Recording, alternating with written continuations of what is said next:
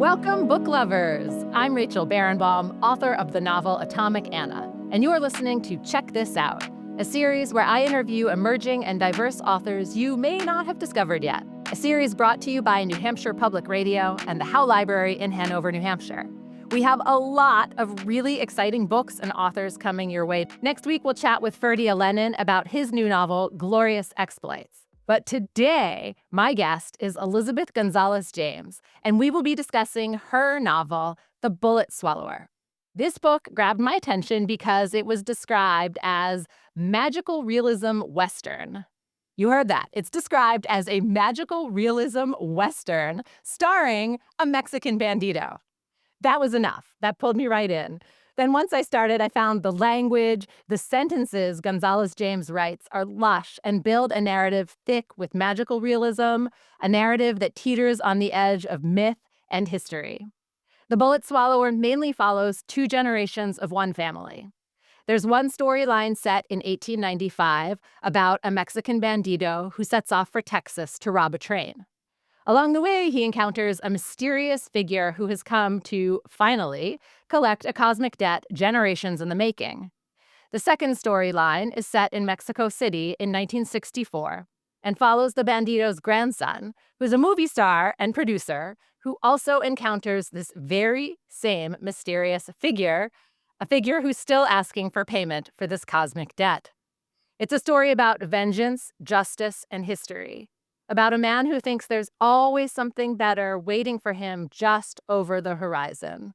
It's a novel that had me asking, did I just read a tragedy or did I read about a long-lost hero? I wasn't sure, and I can't wait to ask Elizabeth Gonzalez James all about that. Elizabeth, welcome to Check This Out. Hi, Rachel. Thank you so much for having me. There is a lot going on in this novel, but I really want to start with the title, because when I picked up this book, I had no idea what a bullet swallower was, and so I wanted to make sure we started with that. Elizabeth, can you tell us what is a bullet swallower? What's the significance of the title? So, the story of the bandito is actually based loosely on the true story of my great-grandfather. He was a bandito in northern Mexico in the 1800s, and he was actually shot in the face by the Texas Rangers, but he lived. So his legend is sort of what inspired the novel. And after he had that run-in with the Texas Rangers, people started calling him El Tragabalas, which in Spanish literally translates to the bullet swallower. I'm glad you went with the bullet swallower. I really love the title. So I want to go back to what you just said about this being based on your real-life great-grandfather. That's unbelievable. So is this sort of a well-known myth? Do other Mexicans know this myth, or is this just a family myth? Yeah, that's a great question. No, it's not well known at all. I thought that it would have been. And so when I first started researching this book, I reached out to a couple of historians on Texas Rangers lore. I reached out to another historian who just focuses on banditos along the Texas-Mexico border in the 1800s, and they had never heard of him. But it was passed down through my family, and everyone in my family knows this story. And so I knew it was true. And then I found a short story written in the 1930s called Antonio the Bullet Swallower. And this short story was written by a woman named Jovita Gonzalez, no relation. And she was a Texas folklorist. She grew up in a little town called Roma, Texas, which is also where my family is from. And it's right on the border with Mexico.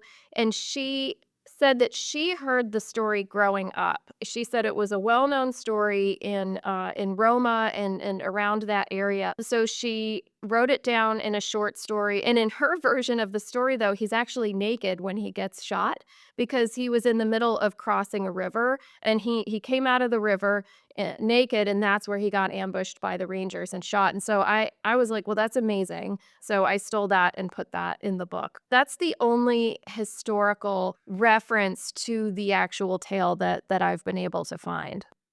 Another really interesting and personal fact is the other timeline, right? We have the first one set in 1895 Texas. Then we have 1960s Mexico, and we have a movie star, producer, who was also based on a real family member of yours. Yeah, I had a cousin named Lalo Gonzalez, better known by his nickname El Piporo. He was a huge movie star in Mexico. He was actually Mexico's highest grossing star in 1964. He did a ton of movies. He acted with Maria Felix and all these big, big movie stars. So in 1964, he wrote and starred in a movie called El Tragabalas, The Bullet Swallower. And the story that I heard in my family was that he approached my grandfather sometime in the '60s and asked for his blessing to write and film a movie based on my great-grandfather. My grandfather said, "Over my dead body," and then he wrote the movie anyway, and my grandfather allegedly never spoke to him again. But the problem is that I can corroborate that story within my own family, but I couldn't find any indication that that story is true, like nothing. So originally wanted to kind of stick to the facts of that story and tell that as closely as possible to what actually happened, but because I couldn't corroborate it, I didn't want to then use this gentleman's real name, because he's still really popular in Mexico, and I didn't wanna, like, malign his name or brand in any way, and he's passed away. Everybody involved in this story has passed away. So I just fictionalized the whole thing. Once I decided to link them both with this family curse element, then I was just able to go crazy and make it as, kind of fantastical and fictional as possible. And you did such an amazing job, but I just wanna stick with your family for a minute because you have this amazing family history that you've woven in here, and then I start reading about you, and I see that you're an opera singer, as well as a novelist and a screenwriter, so what an amazing family background. How do you balance opera singer to novelist? How does that all come together? Well, I unfortunately, I don't sing anymore. I used to. Now the only opera I sing is like in the shower or in the kitchen when I'm cooking. But yeah, I singing is my first love, and I think that being trained in music at a young age has helped me a lot with my writing. I think that because I have that background in music, I'm able to hear rhythm of sentences and paragraphs, and I always read my work aloud after I write it, and I can tell if something is working because it sounds right to my ear. It's a little difficult to describe, but I think there's a musicality that I'm always trying to get to in my writing. That's fascinating. Elizabeth Gonzalez James, I would love to hear your voice. Could you read to us a page from your beautiful new novel, The Bullet Swallower? Yes, I would love to. Thank you so much. I'm just going to read from the first page. This is the prologue, and this is an ancestor of Antonio and Jaime's, and he does something very bad, and it sort of kickstarts the whole story. So this is early 1800s, Dorado, Mexico. Alferez Antonio Sonoro was born with gold in his eyes. The gold was sharp, and it stung him so that he blinked uncontrollably and always carried a vial of salted water in his pocket. Of the four Sonoro brothers, he was the only one thus signified, and his parents regarded it a blessing, incontestable proof of divine favor. Though he was the youngest, the servants carved his portion of meat first, even before his father's. His mother often knelt before him at night, delivering her prayers directly to her child rather than to God. The Sonoros lived in Dorado, a mining town established by their silk-clad forebears, in the arid brushland fronting what the Texans called the Rio Grande, but which the Mexicans gave the more descriptive name Rio Bravo del Norte. A flock of clay-colored buildings studded with wooden vigas and decorated with dahlias drowsing in white pots. Dorado sat quiet and erect across the water from the wilds of the province of Texas, a 4-day journey upstream from where the river spooled emerald into the briny gulf. Dorado, meaning golden, was both a wish and a command. The earth there was split apart by the Sonoros and her bounty revealed, and they took lustily. I hear the music. I hear the music in there. Thank you for reading for us. If you're just joining us, I'm Rachel Barenbaum. My guest today is Elizabeth Gonzalez James. We're talking about her brand new novel, The Bullet Swallower. Elizabeth, one thing that really struck me about this book is it's set on the border between Mexico and the United States. And the border is a complicated, fluid, and beautiful place in this book. And I understand that you're actually from the Texas Mexico border, from the small town of Roma. And I wanted to ask you to talk a little bit about the border and what you want people to think about the border in relation to this book.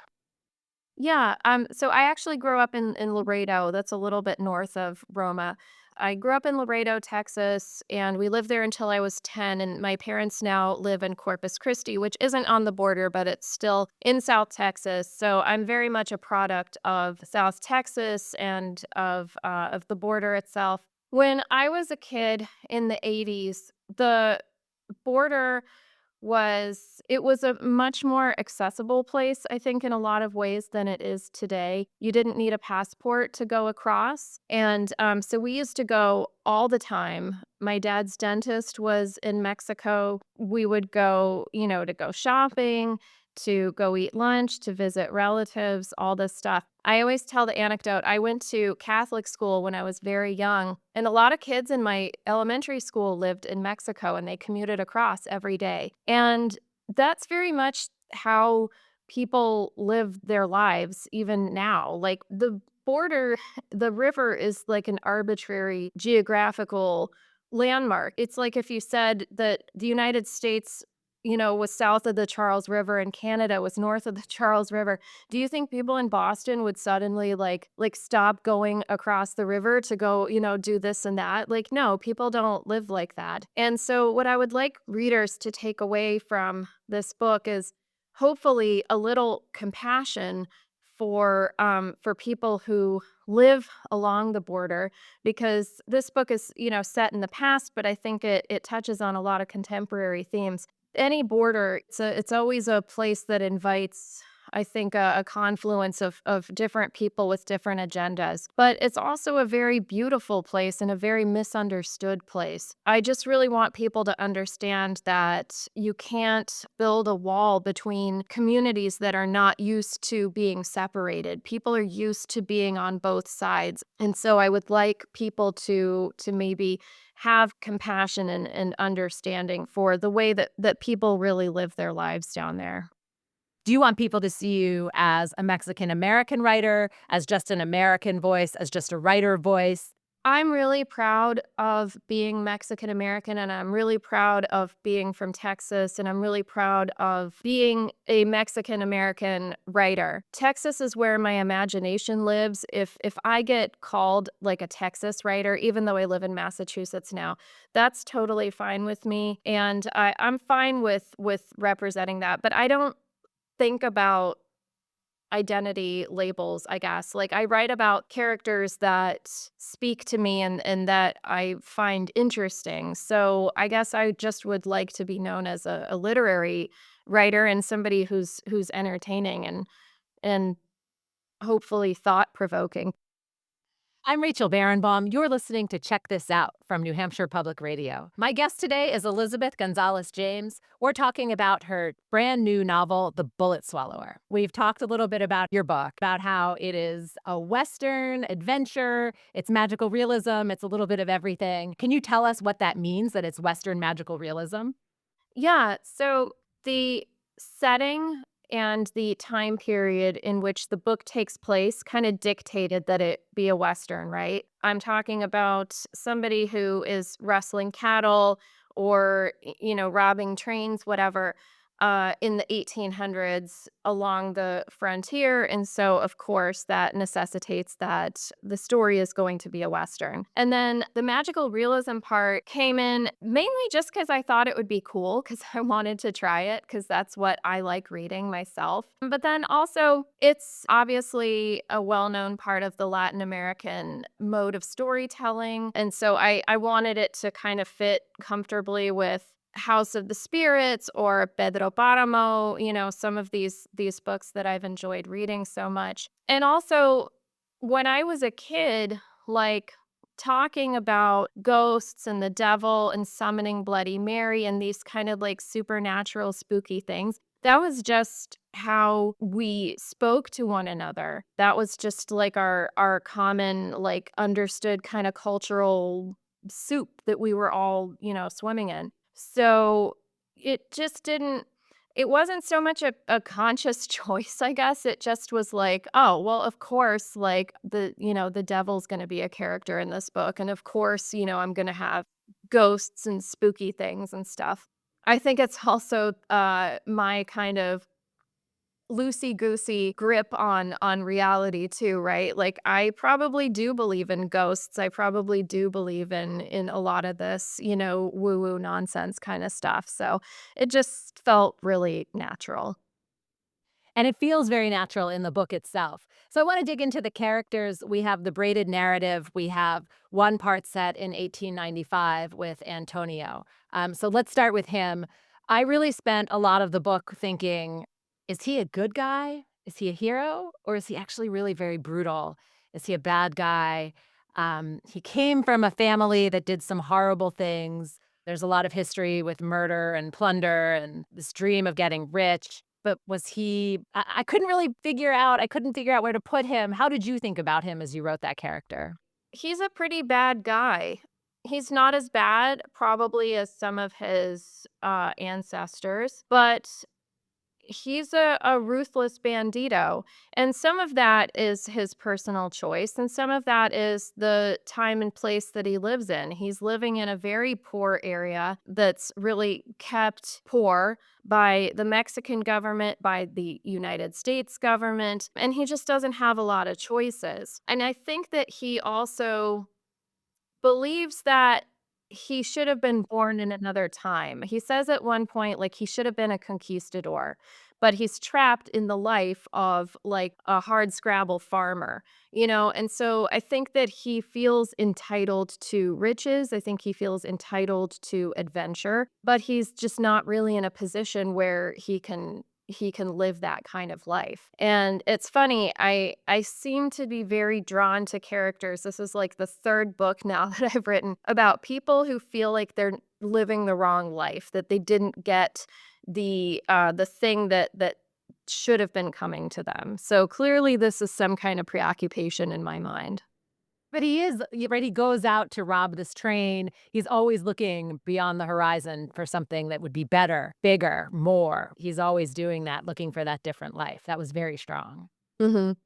So he becomes the bullet swallower. He is shot in the face. They think he's dead, but he survives. And really, it seems like I want to, talk about this idea that maybe is he a symbol for the duality of man? Because then you have half of his face is destroyed, right? And concave, and he's just sort of gone, and the other half is fine and untouched. So did you give him these two halves on purpose? That's really interesting. I didn't think about it like that. I think I was thinking more that the disfigured half of his face was now just kind of showing the true nature of who he was. And I think that how you couldn't really settle on is he a good guy or a bad guy. I was sort of thinking that that would be played out now on his face. One half of his face untouched and the other half monstrous looking. And so yeah, I think he's a little bit monster and a little bit good guy. And that symbol is literally on his face. I felt like that was so strong, and he hides it, and I think that's like, he hides his face, actually, he tries to cover it, and you can imagine that's because if he's walking down the street, it's pretty shocking to see him, but at the same time, I think that it's human to try to hide what you know of as your bad side, right? Yeah, absolutely. I think that people spend a ton of time constructing these elaborate personalities just to mask our various shortcomings and wounds and pettiness and all that stuff. Yeah, so he does some pretty bad things, although there are some good things that he does too. So again, I kept coming back to, would I call him a good guy? I don't know. He seems bad. But then we get to Jaime. So the next generation, we go fast forward to 1964, Mexico. And then he sort of seems much more haunted. And for me, it wasn't a question as much about is Jaime a good guy or bad guy, but more how much does he need to pay for the sins of the family that came before him, for the sins of his ancestors. How did you think about his character? Jaime, if he's guilty of anything, it's more just kind of obliviousness and complacency, which isn't a terrible flaw, but I wanted to show that he's not without flaw, I guess. So his story begins when uh, an antiquarian book dealer drops off this gigantic book at his house. It is the history of his family going back to the time of Cain and Abel. Okay. And it's just a chronological, listing of every bad thing that his ancestors ever did. And what's he going to do when confronted with that knowledge? That's a terrifying book, by the way. Let's just take a beat there to talk about can you imagine getting a book that lists all the bad things your ancestors have ever done? I don't know if I can read that.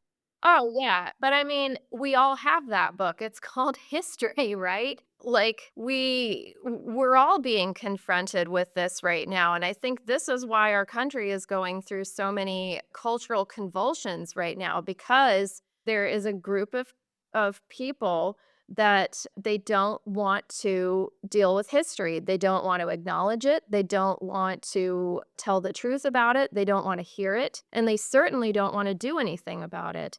And what I tried to show in this book is that confronting your history can be incredibly uncomfortable, but the only way to become better as a society, become better as an individual person is to acknowledge, at least as a first step, hey, this stuff happened and it was really bad.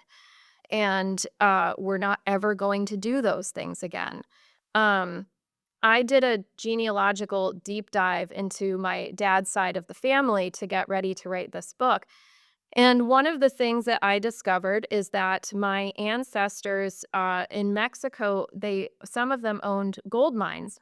And I you don't have to know a lot about mining operations in Latin America to imagine that the working conditions in your average like 18th century mine would have been very, very bad. And so I read that they owned these gold mines, and my first thought was, well, if anything bad happens to me, I had it coming for what they did. Now, that's completely illogical, right? And I don't even really think that that's how the universe works. But it's also maybe a little bit, right? I don't know.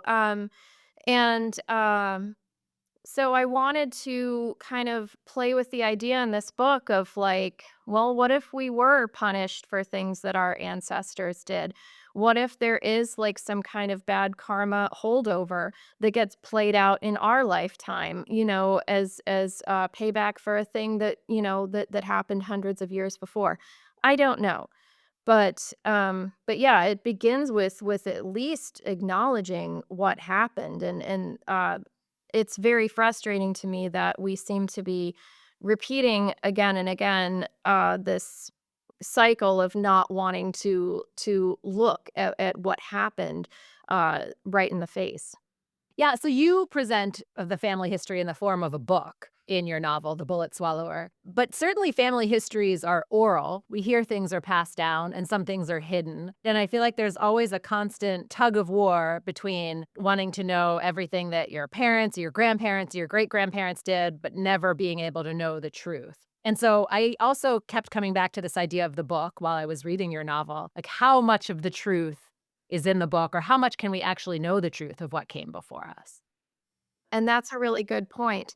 We don't know. And so at a certain point, it's just speculation and guesswork. I mean, everybody listening, I'm sure has some family secret, some, horrible thing. And I certainly have some of these things in my family.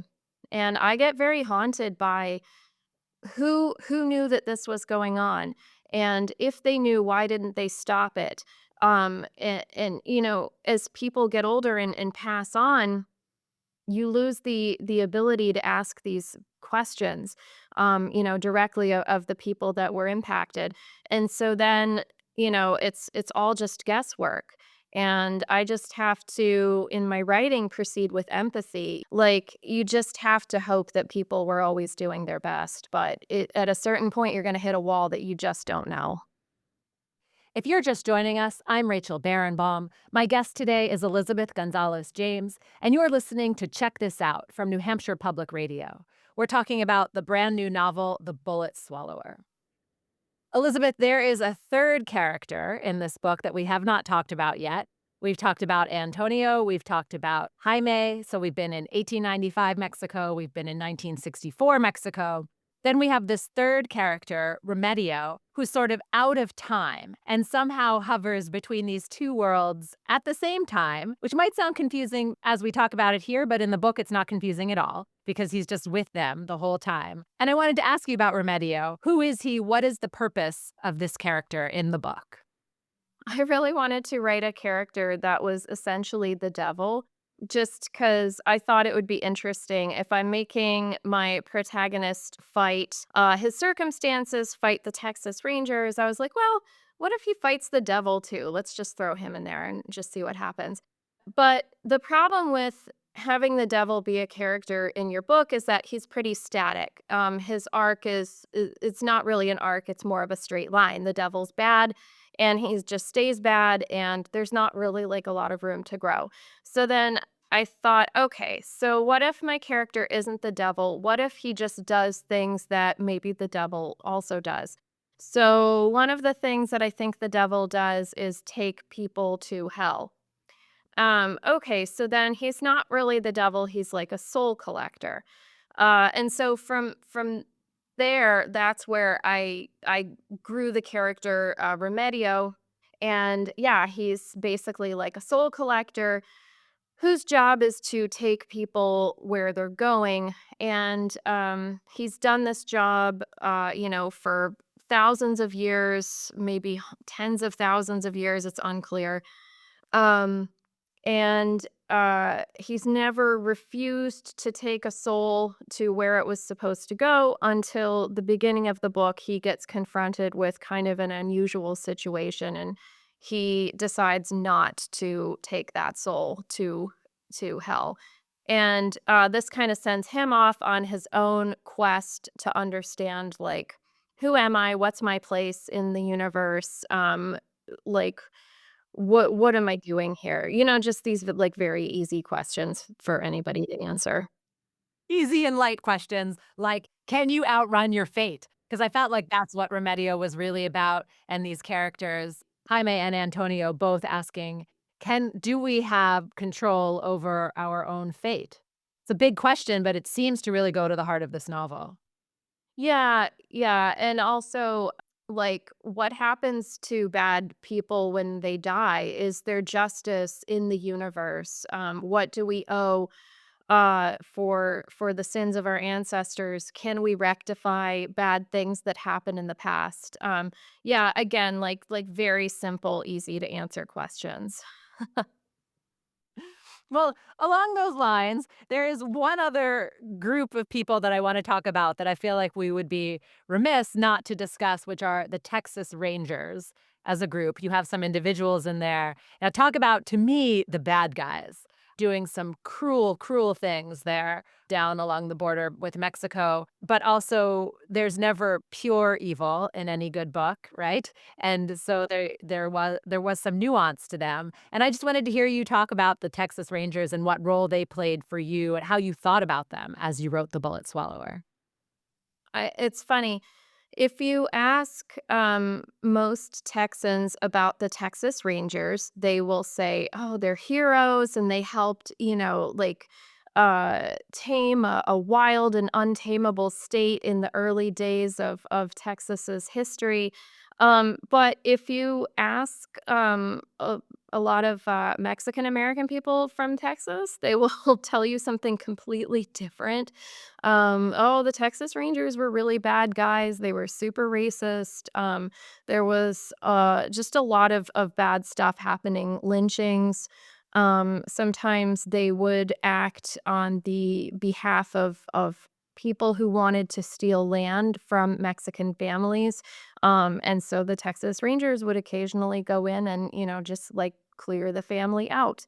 And so that a lot of that happened as well. So I did a lot of research. I read a lot of firsthand accounts written by Texas Rangers who actually did work um, along the southern border, and even their own accounts are kind of damning, like, they were out there trying to look for banditos, but, you shoot a guy from, like, 30 yards or 50 yards or whatever it is, like, do you really know who you're shooting?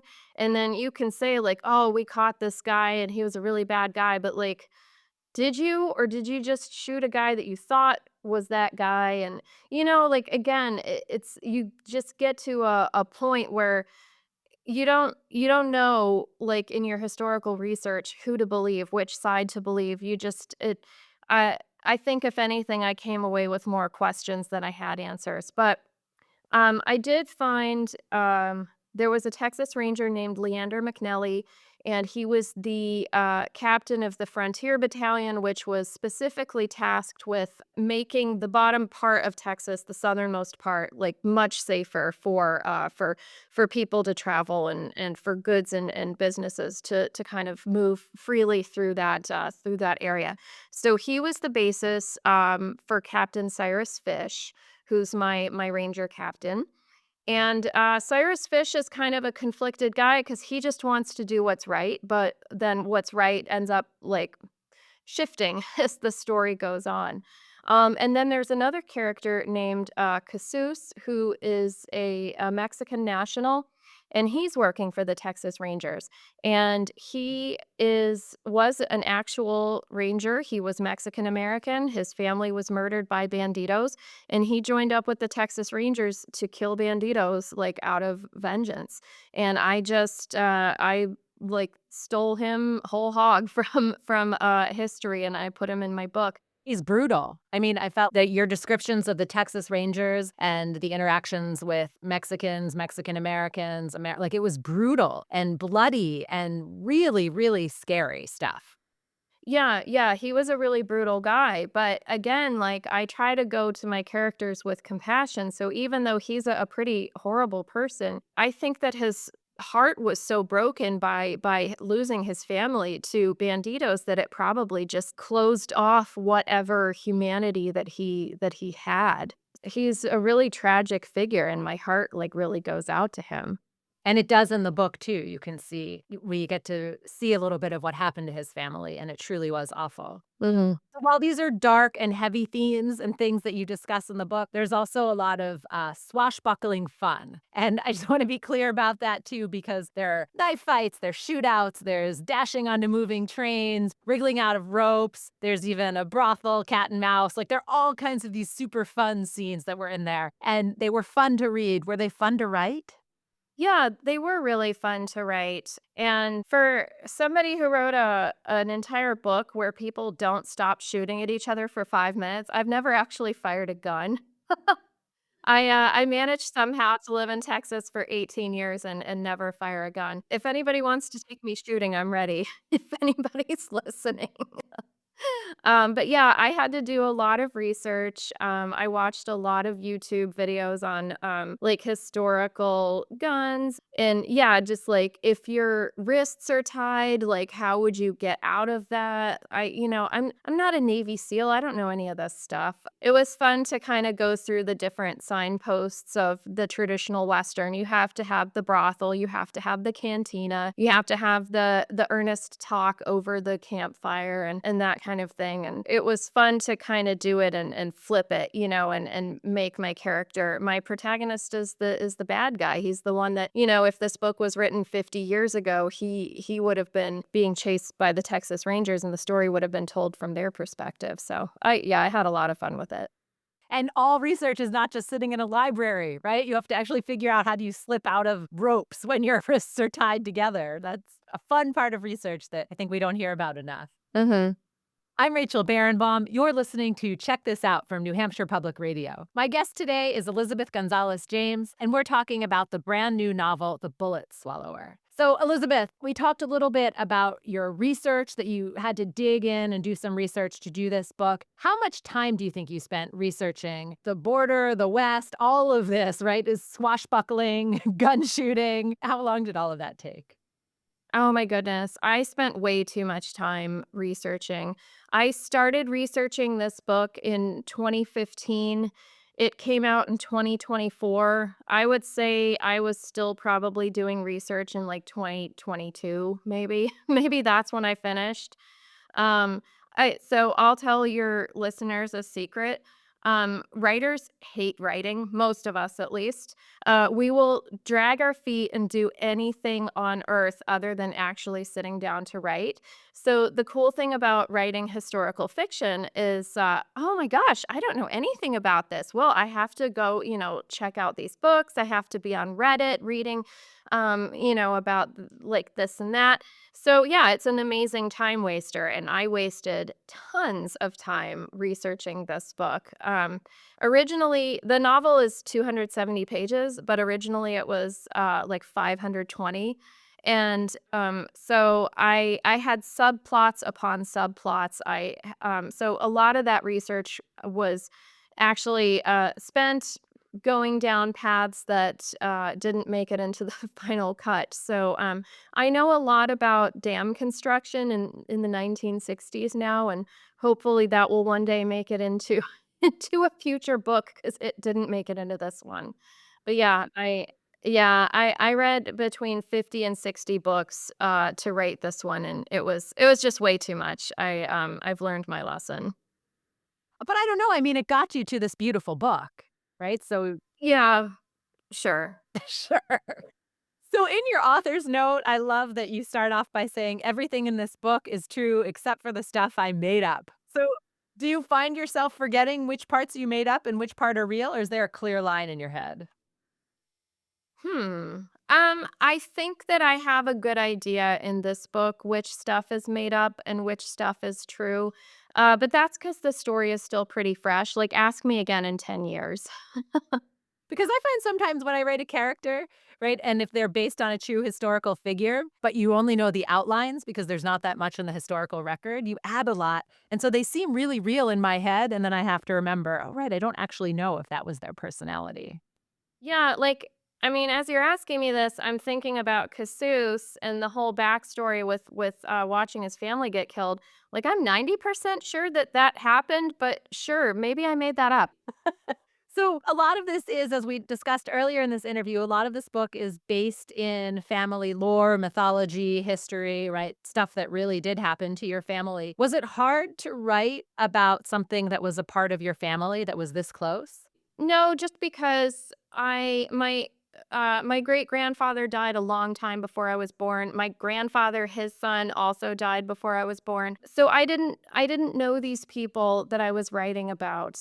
I didn't have a problem with it particularly. I'm writing something else now that is based a little more on people that are very much alive, and that is trickier because it's fiction, but it's based on true things, and so I wanna make sure that I'm not making anybody uncomfortable or angry or violating any kinda trust. But with people that are long gone, no, I didn't have any issues with it really, and after it came out, I started hearing from cousins who would, kinda text me, and they were just really excited that somebody wrote a book about our great-grandfather, so I haven't gotten any kind of, like, pushback at all. I think everybody's just really into it. And now the bullet swallower might become a bigger myth, maybe, right? More people are going to know it and talk about it. Yeah, yeah. So I am currently adapting it for a feature film. And as far as I know, the wheels are still turning. So maybe someday it'll be in a theater near you. Fingers crossed. I can't wait to see it. Yes, thank you. Yeah. So, this question I'm just dying to ask you around your writer's craft. So, most of the book is set in a place where it's really hot and sunny. But as a writer, you can only call it hot and sunny maybe once, maybe twice in the entire novel, right? You just can't repeat that phrase. And you did such a good job of coming up with so many different ways of describing hot and sunny and putting me in the desert. How did you do that? Oh, thank you. I love writing setting. It is my absolute favorite thing ever. So yeah, if I could write a book that's just setting and no characters, I would love to do it because it would be a lot easier.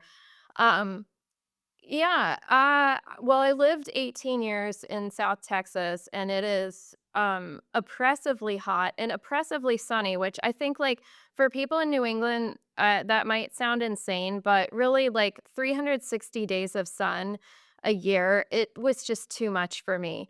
And I left to go to college in upstate New York, and I never really went back. Like, I love the variation in temperature, and I love the clouds. But so I have a lot of experience of being uncomfortably hot but South Texas is also really, really pretty. There I just tried to be whenever I'm down there, I try to be really observant about the good and the bad, right? Like the beautiful sound of the mourning doves or the not so beautiful sound of the grackles. There's a funny, like, kind of white color to the sky down there because it's so humid. And so I just try to be observant to all of that and then just the good old thesaurus. I don't know. I have a really good online thesaurus that I lean on. I'm on that thing like, multiple times per page probably. I love that you do the comparison to, we're here in the Northeast United States, and we just don't have that kind of hot and sunny weather to become aware of that. So that's fascinating that you're really paying attention to the details of everything around us. Instead of saying what's hot and sunny, you can show it by talking about all the different aspects of the landscape or the animals. If you're just joining us, I'm Rachel Barenbaum. My guest today is Elizabeth Gonzalez James, and you're listening to Check This Out from New Hampshire Public Radio. We're talking about the brand new novel, The Bullet Swallower. So, your first novel, Mona at Sea, was published with the Santa Fe Writers Project after you were named a finalist in their annual contest. Can you talk about the Santa Fe Writers Project and tell us how you were published with them and what that process was?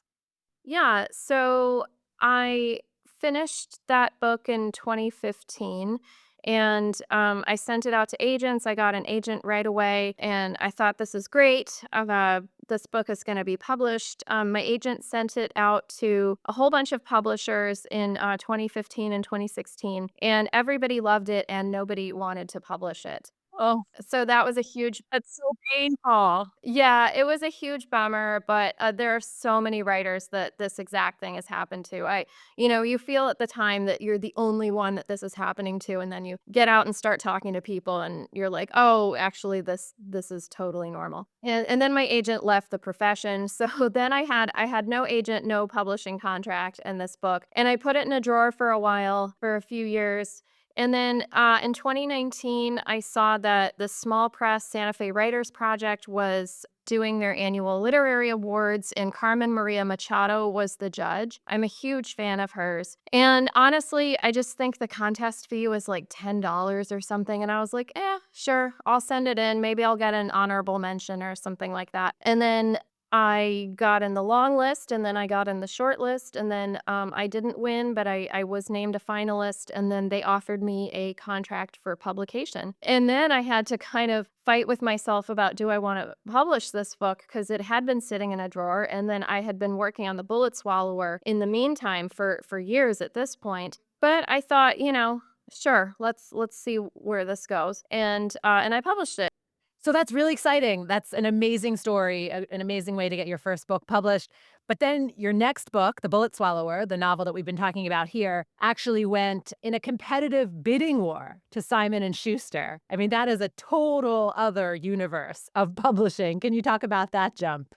Yeah, that was The Bullet Swallower has been a real Cinderella story, and I don't expect it to ever happen to me again. But yeah, we went out on submission and it sold in 4 days, and it was just incredible. The editor who acquired it, Tim O'Connell with Simon and Schuster, is just an absolute magician and a wonderful human being, and I loved working with him. And yeah, it's just been a fantastic experience. And again, like I said, it will never happen to me again. But I'm so thankful that I got to have that exciting ride.